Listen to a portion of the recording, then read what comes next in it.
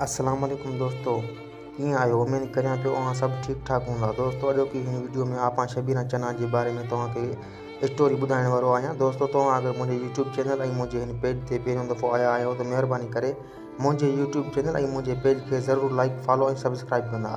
शाहरुख़ आपा शबीना चन्ना ज़हर ज़िंदगी ड्रामा खां पोइ ड्रामा सीरियल तकरार हिन वक़्तु वरी मक़बूलियत पियो माणे। पाथारीदार ऐं वॾेरे विच में हलंदड़ तकरार में कई माण्हू मौत जो खाध थियनि पिया ऐं शरीक माण्हुनि खे हथियार खणण ते मजबूर कयो वियो आहे। ड्रामे जी सभिनी किरदारनि ते लिखिबो, पर हिन वक़्तु सिंध जी सीनियर अदाकारा जेका PTV जे दौर जी आहे, आपा शबीना चन्ना आपा शबीना चन्ना, जंहिंखे हिन ड्रामे में शाहरुख़ जेका बीमार कैरेक्टर में ॾेखारी वई आहे।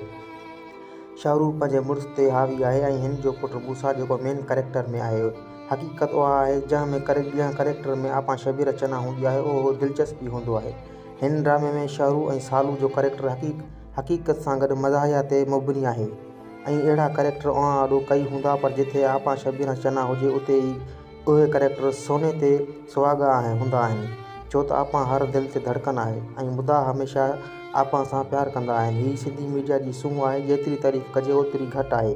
आपा हिन वक़्तु एक्सीडेंट सबबु ICU वार्ड में दाख़िल आहे। दुआ कयो त आपा जल्द सेहतियाब थिए ऐं ईअं ई असांजे चहिरे ते बिल्कुलु खेरींदी रहे। हीअ सिंध जो सरमायो आहे। वस वारा अॻिते अचनि ऐं सकाफ़त खाते खे बि आपा जो भरपूर साथ ॾियणु घुरिजे, जीअं जल्द तंदुरुस्त थी ऐं दोस्त थिए। ऐं दोस्तों, तव्हांखे हिकु ॿियो मैसेज ॾींदो अचां त यूट्यूब तां घर वेठे तव्हां बिल्कुलु हर महीने 60-70 हज़ार फ़ी महीनो कमाए सघो था।